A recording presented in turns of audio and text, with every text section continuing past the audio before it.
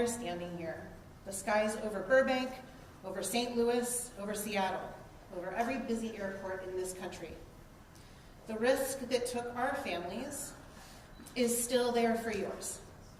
The gap, that is the gap we are here to close today with the ROTOR Act. The people who are voting on this have families who fly. I want this technology there for them. I wish it had been there for mine. The ROTOR Act passed the Senate unanimously.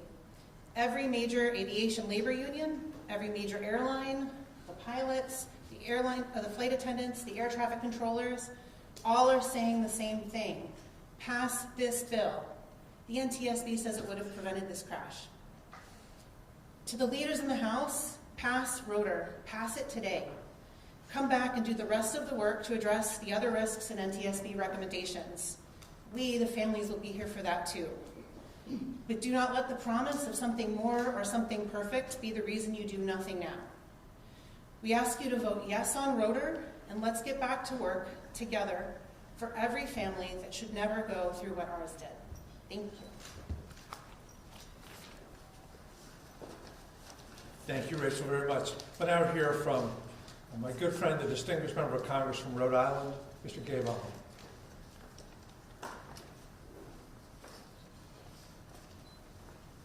Colleagues in Congress, thank you. Families, crew members, pilots, thank you for your tremendous strength and courage. It's not easy to come to Washington. It's not easy to ask your lawmakers to respond to your urgent needs, and it's certainly not easy to do that while you are balancing a tremendous amount of grief. These families have turned grief into advocacy. So in turn, Congress must deliver. You know, Spencer and Christine Lane were among the 67 lives lost in this preventable mid-air collision on January 29th, 2025. Doug Lane and so many of the families have channeled this unimaginable loss into tireless advocacy for safer skies. And the National Transportation Safety Board has warned since 2008 that collision avoidance technology like ADS-B is needed. Today is about honoring those families with action, not any more delay. The ROTOR Act mandates enforceable, life-saving reforms. We must pass it today. This legislation will require technology to help avoid collisions, align military and civilian safety standards, strengthen coordination, and close gaps and dangerous gaps at that in our aviation system. And this bill has strong bipartisan support in a time when that is difficult. It has Republicans and Democrats coming together. The Senate unanimously passed it, and it's endorsed by aviation labor, industry leaders, safety advocates, and most importantly, the victims' families. The choice is simple today: delay or deliver. And I think you hear with one voice that we collectively choose to deliver. For the Lane family, for the 67 lives lost and their families, for everyone who steps onto a plane expecting safety. So my call to my colleagues is as clear as day. Pass the ROTOR Act. Vote yes. And let's keep working to ensure that we have safe skies. I'm humbled to be here, but powered by the strength of the families that we have here and those who continue to push this institution to act. And we have to do that today. Thank you. Thank you, Gabe. We'll next hear from Laura Ojan and the families. Hello, and thank you for being here with us. My name is Laura Ojan. I stand here today as someone who lost an entire branch of my family tree. Peter, Donna, Everly, and Olivia Livingston. A beautiful family of 4, gone in a flash. Futures were stolen from us, from the world. Bright lives filled with promise. Family members, friends, they're all gone. Many of you know our stories. You've heard our loved ones' names. Stories are now all we have left because their lives were lost in a tragedy that should have never happened. The mid-air collision over the Potomac was a preventable accident. For years, critical safety recommendations sat unimplemented. There were warnings, close calls, and known risks. And because of delayed to act, delayed to implement life-saving safety measures, 67 people are no longer here. When we first came to Capitol Hill, we were told this institution operates under a graveyard mentality, that tragedy leads to change. But does it? Yesterday, we listened to the floor debate on the very bill that NTSB says would have prevented this collision, and we heard life-saving technology described as emerging, even though it was first recommended nearly 2 decades ago. We heard arguments that we must wait for a perfect solution, but we have never asked for one bill instead of another. We have asked for action now and continued reform immediately after. We have learned the difference between a mandate and a study, between shall and may, between requiring safety technology in cockpits and simply studying it while families remain at risk. The National Transportation Safety Board has recommended for nearly 2 decades that pilots be equipped with technology allowing them to see other aircraft in real time. That technology exists. It is called ADS-B-In, and the NTSB chair testified under oath that it would have prevented this collision. The ROTOR Act takes a critical step forward by ensuring that safety technology is not just available, but operational and used for the purpose it was designed to serve. The best time to make these changes was years ago. The next best time is today. Pass the ROTOR Act. We thank you for your commitment to protecting the flying public. Thank you, Laura, and thank you for your very accurate summary of the opposition to the bill on the House floor yesterday. We next hear from Audrey Patel.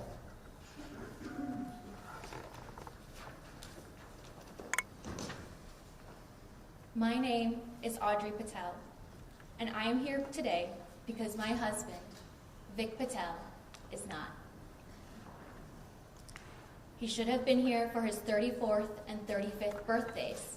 He was not. He should have been here to celebrate our first wedding anniversary. He was not. He should have been here for the birth of our son, our first and now only child. He was not. Vic's future was stolen from him. One of his greatest dreams was to become a father.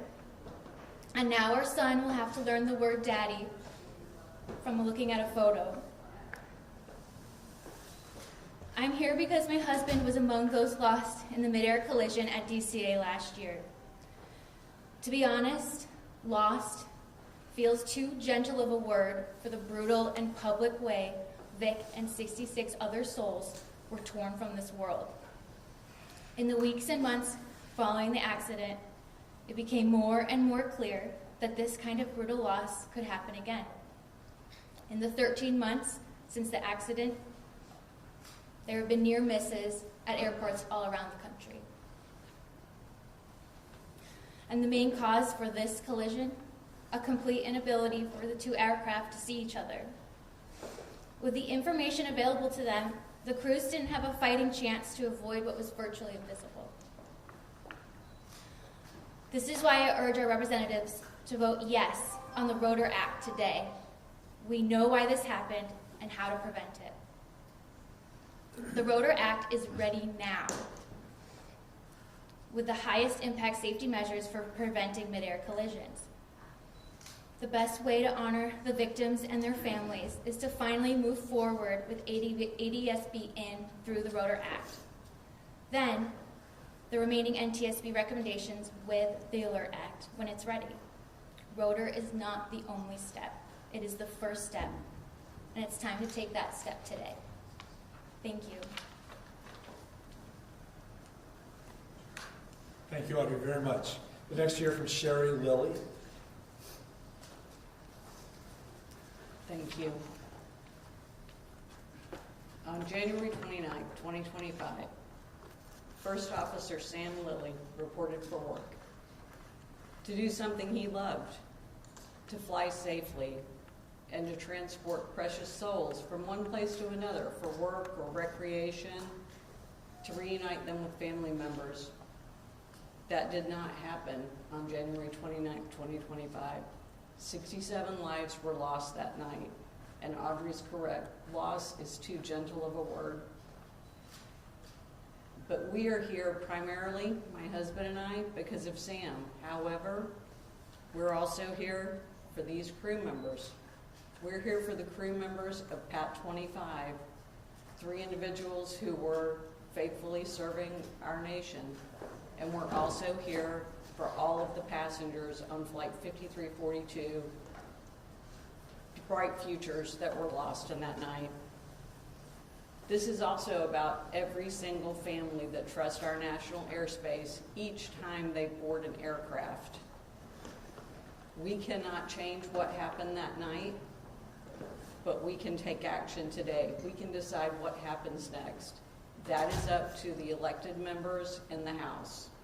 Later today, they will have an opportunity to vote on the ROTOR Act. The NTSB conducted a thorough, independent investigation. They analyzed data, systems, policies, and procedures. Their recommendations are clear, informed, and grounded in science. The ROTOR Act advances the most critical recommendations of the NTSB recommendations out of the final report. Specifically, ADSBN with a clear mandate, as well as repealing Section 373 of the NDAA that allows the military to approve waivers to operate without ADSB out operational. This is not partisan. It's not political. This is about human beings, and it's about aviation safety. My husband, Tim, is an experienced Army helicopter pilot. He flew this very route. He is also type rated on a CRJ. He is a commercial aviation, private aviation now, fixed wing pilot. He and I have spent the last year engaging with aviation professionals, legislators, and regulators. We're not speaking from emotion alone. We're speaking from data, systems knowledge, and from an understanding of how these layered safety systems must work together. We cannot allow these known risks to remain unaddressed. As a result, we urge every member to vote today yes on the ROTOR Act. We urge leadership to ensure swift passage and full implementation. We urge the responsible agencies to act with urgency because implementation matters as much as passage of this legislation. Safety delayed is safety denied. Safety that should have been in place on January 29, 2025. Sam believed in professionalism, discipline, and continuous improvement. That is what aviation demands, and that is why our families are here advocating. ROTOR Act is just a first step. Alert can come alongside and through markup provide a companion act to implement the other recommendations of the NTSB. The families who lost loved ones on January 29th deserve action, not delay. Please take action today. Thank you. Thank you, Sherry, very much. We'll next hear from Doug Lane, Rhode Island.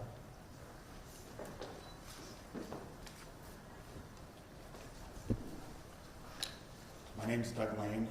I lost my wife, Christine, and my son, Spencer. He was 16 on Flight 5342. In the days following the collision, I sat alongside these and other family members in hours-long NTSB briefings, desperately trying to understand how it was possible for something like this to happen. And the more I learned about how the evening of January 29th, 2025 unfolded, the less any of it made sense to me. I was shocked by how much of the burden of avoiding mid-air collisions falls into the hands of pilots and air traffic controllers, humans operating under tremendous task pressure, communicating over fragmented and and incomplete radio transmissions. It was inconceivable to me that in the age of GPS-enabled smartphones in every pocket, that there was no way for pilots flying aircraft with price tags in the tens of millions of dollars to see visually whether other aircraft in the airspace were on a collision course. What I soon learned is that this technology does exist, and it has for decades. ADS-B-In is not emerging technology like you so disingenuously heard it so just disingenuously described on the House floor yesterday. It's mature and proven technology that the NTSB has been recommending for 20 years. But the aviation industry and military are dragging its feet on its adoption, and the FAA has ignored repeated recommendations from the NTSB to make ADS-B-In mandatory. This piece of paper I'm holding is dated February 14th, 2008. It's a letter from the NTSB to the FAA commenting on their rulemaking process for ADS-B. It attempts to correct the FAA's flawed assumption that ADS-B-In is not required to keep our airspace safe. They noted the equipage of aircraft with ADS-B-In capability will provide an immediate and substantial contribution to safety, especially during operations in and around airports. Does that sound familiar?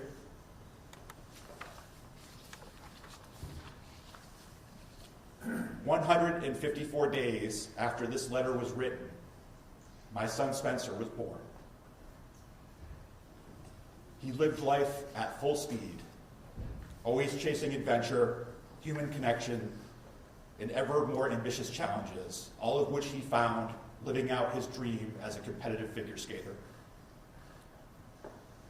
16 years, 6 months, and 12 days after this letter was written, he was dead.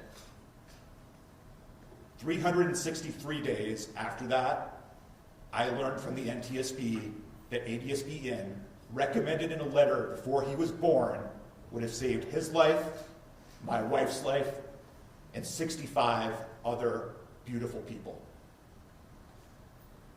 The FAA had a lifetime to get ADS-B right in their safety recommendations and in their requirements and rulemaking process. They had Spencer's entire life to get this right through rulemaking. They failed. And we are not going to let ADS-B go off to rulemaking again. The ALERT Act that you heard so much about on the House floor yesterday does not address ADS-B-In. It sends it to backroom rulemaking processes and committees stacked with special interests who will pick it apart until it dies a slow death. They killed ADS-B-In in that way before, and they will do it again if we let them. That's the playbook that they are running here. Mandatory ADS-B-In equipage for all aircraft that are already required to broadcast ADS-B-In out must be written into law. The ROTOR Act, and only the ROTOR Act, does this. Please honor the 67 people who lost their lives in this 100% avoidable tragedy by passing the ROTOR Act today.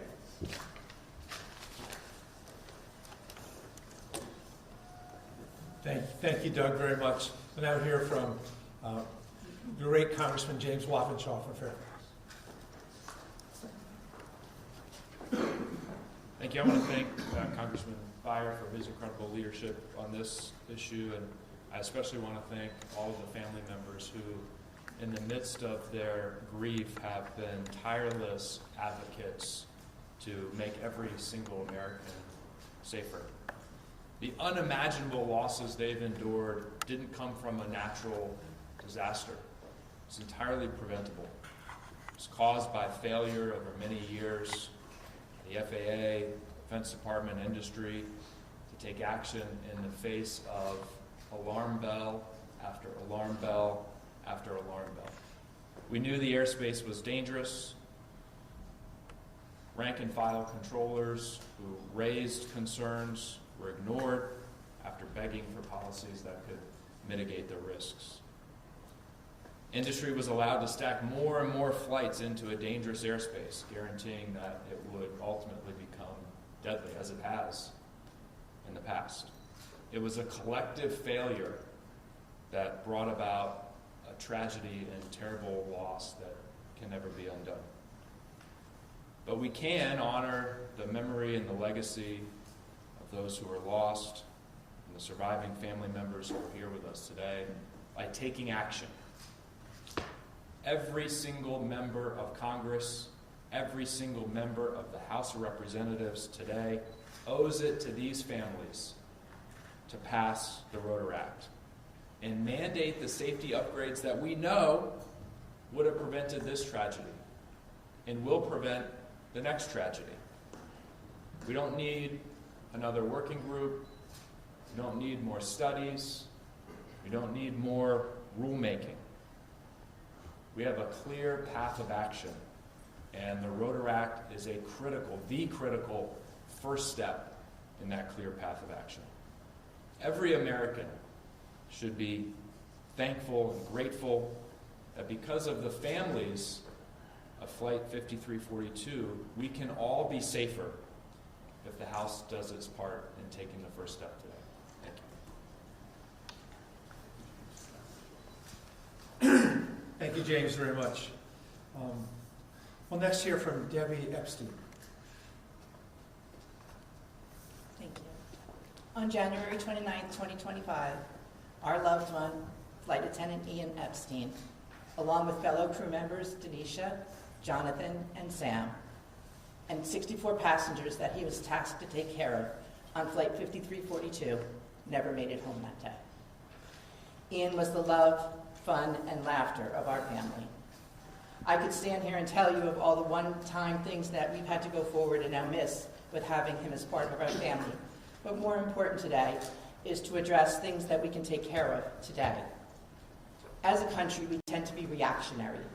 We wait for a catastrophic event to occur before we address main root issues that are out there that people knew about, but just were not willing to address.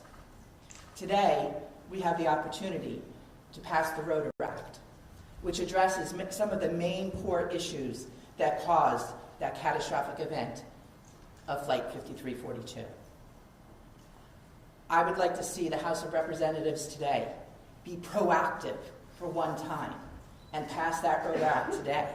We can address the other issues down the line. That's what we do as a country. We add, as time goes on, necessary elements that needed to be added. But the most important thing today is to be proactive as a country. Stop another catastrophic event from happening before it happens. Pass the ROTOR Act today. Thank you, Debbie.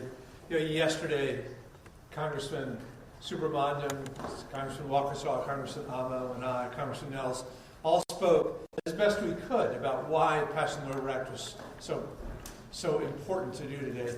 I just wish our rules allowed the family members to speak, because they did a very, very good job, a more persuasive job. I can't imagine a member of Congress voting no after hearing what you had to say. We're now going to move on to our organization partner. We have Jason Ambrosi from the Airline Pilots Association speaking. Thank you, sir. I'm Captain Jason Ambrosi, President of the Airline Pilots Association International. On behalf of 80,000 pilots in the United States and Canada, I am proud to stand with the families of PSA Flight 5342 and bipartisan members of Congress to call for the passage of the ROTOR Act. 59 seconds versus 19. That's the difference the NTSB says ADSB-in could have made for PSA 5342, saving 67 lives. On January 29th, 2025, we lost two members of our union, Captain Jonathan Campos and Honorary Captain Sam Lilly. I'm honored that the Lillys and so many of the loved ones are here with us today. This tragedy highlights a hard truth. Improvements are needed now to ensure no other families feel the same pain as those with us here today. This accident was preventable, and preventing the next one is now a test of leadership. The ROTOR Act will require ADS-B in, a surveillance technology, as you've heard, that pilots can view on their flight deck display, providing real-time traffic alerts, as recommended by the NTSB.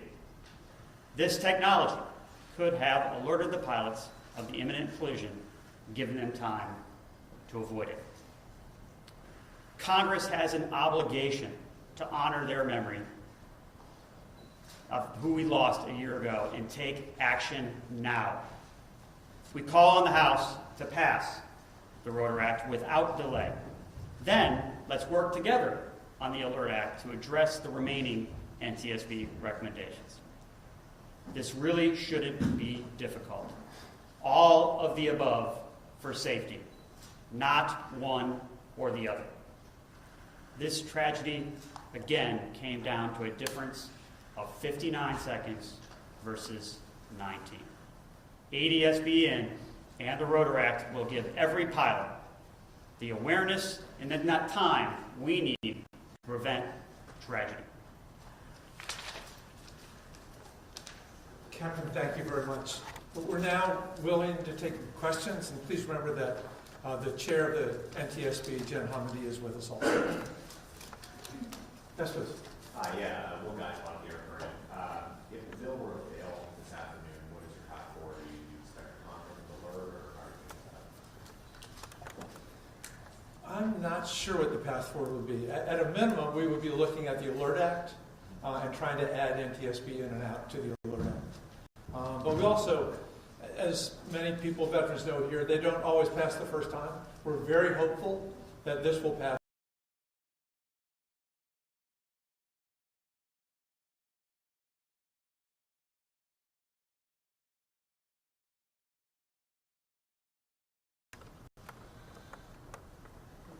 Yes, please. Congressman Dave Shepherdson from Reuters. Can you address the last-minute concerns the Pentagon raised about the bill and whether it would propose on, excessive costs or impact national security? Let me just ask, are any of my colleagues on ask? I was going to defer to somebody on armed services, but there's obviously the concern in the past was why they had the exemption, and I think it was explained that when you're actually evacuating the president or the vice president, you probably need ADS-B off, but there's a national emergency. But all the times that they're practicing, which is what they were doing, and certifying, making sure that there's no reason to have it off at all. So and by the way, the lead sponsors, Congressman Onder, Senator Cruz, etc., had worked closely with the Department of Defense in the run-up to this. And it was a surprise to hear this at the last minute, that somehow Secretary Hegseth and his team had some objections to it. So we're very disappointed in that. Obviously eager to work with them, but we don't understand the concern. Congressman, related to that, have you had conversations with members since the Pentagon shared their concerns, and what have you said to them about why, even since the Pentagon released that statement, they should still vote yes for this act? I have not. Most people didn't come in yesterday because of the snowstorm, so we're just gathering. We have lots of time today, including time on the floor, to persuade people that this is inappropriate. And so what would then be your message? If they see this statement from the Pentagon, why are you still going to say, please vote yes? Well, I think we just put it in overall context, that there was no reason for in the helicopter that night not to have ADS-B out and in on. They were just practicing. They were recertifying some of the people on the team. The notion that somehow a terrorist is sophisticated enough to track a practice flight and know exactly what's going to happen 3 years from now or perhaps never is just not meaningful. By the way, our families and the pilots are most willing to answer questions too if you have them. I do have a question for the pilots. Just how much would ADS-B in, if it was on all the time, make your life easier and safer? Again, It's as simple as 59 seconds versus 19 in that situation. This is not emerging technology as some others have briefed. I also fly general aviation, and general aviation airplanes have this. My airliner does not. It's almost crazy that it does not. So this is technology that helps our situational awareness. And to the question of military operations in our complex and busy airspace, go find somewhere else to fly if you don't want to report your location. But if you're in our kind of airspace, near DCA or take New York or take anywhere, you want to operate in that airspace, you need to be telling us your position so that I don't lose crew members and these folks don't lose family members. That's my opinion. Congressman Byers, the bill today is coming up on a suspension vote. Do you think that there's any chance that, because that requires a 2/3 threshold, that if the vote doesn't meet that 2/3, that House leadership might bring it up for a majority vote later on, or is that something you would want to see from Speaker Johnson? That's a really important question for those who are not obsessive on how the House floor works. In a suspension vote, we need 290 votes out of 435. It might be one or two less because we're missing a member. That's a big challenge. It comes over that way because it came through the Senate unanimously. If it doesn't get the 2/3 vote, I certainly think all of us will do our damnedest to make sure that the House puts it on the floor through a rule, which means it would need a simple majority. And if we, for example, fall a few votes short, come in at 240 or something like that, there'll be every reason to think that it would pass on a majority vote. And therefore, we'd have to push to overcome the chairman of the Transportation Infrastructure Committee's objections. But we want the will of the people to prevail. Yes, please. And then for the families, any of the families, I know Doug mentioned the letter all those years ago about ADSB and what it could have done. When you hear the congressman talk about, what if this does not pass today, could you speak to why, in your view, this needs to happen today and not at a later vote? Go together. My name's Amy Hunter. It is unconscionable that we are happy to be here right now. It is unconscionable. We should not have to be here. Repeat your question. The importance of it happening today. Because if it passes today and President Trump signs it, it goes into action immediately. If we wait, we are all of you all are flying. Your families are all flying. You run exactly the same risk, but you know about it now. It has to pass today. Thank you. I just want to add one point to what Amy said. Even if the ROTOR Act that passes today, this ADSB and technology will not make its way through the entire airspace until 2031. So just getting this passed today is a starting point. If we wait longer, that date's going to get pushed out. And as I mentioned earlier in my remarks, the alternative approaches that are being proposed to dealing with this do not require ADSBN. That what they do is they require a whole bunch of different industry groups to get together with the FAA, behind closed doors, mind you, to hash this out, and everyone has a chance to kind of weaken it or carve out exceptions for their type of aircraft. And this is what's happened in the past. The NTSB has recommended this 17 times prior to a ROTOR collision. So we can't just go follow the same process again, only behind closed doors this time, and expect that we're going to get a different result. It has to be written into law in order for this to actually happen. If it doesn't, it's just going to go to a black hole and die. Congressman, do you think we can hear from the NTSB chair on the recommendations of ADSB?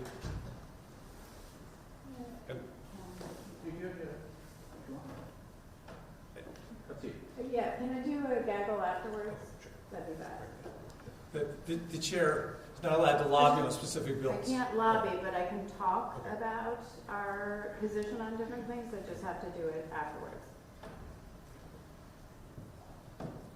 Thank you all very much. And let me, from all the members of Congress, a heartfelt thanks to all the family members for sharing your passion, your energy, not just your loss, the tragedy that you experienced, and using that tragedy to change the future for every American, perhaps people all around the world.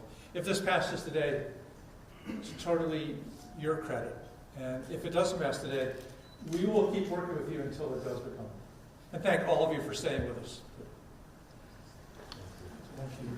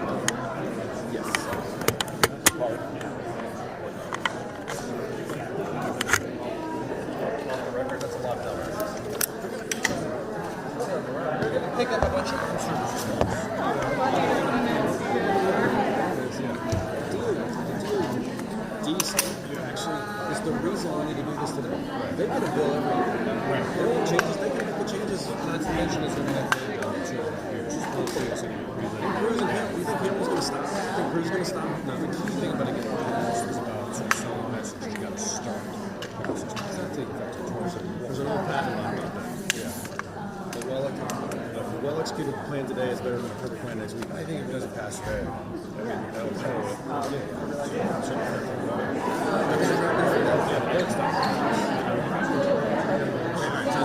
Be good.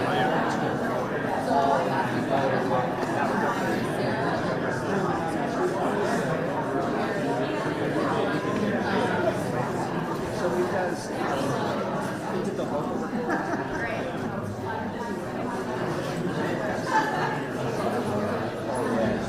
Probably, yeah, exactly. At 3 megabytes. So I think if I can shut down.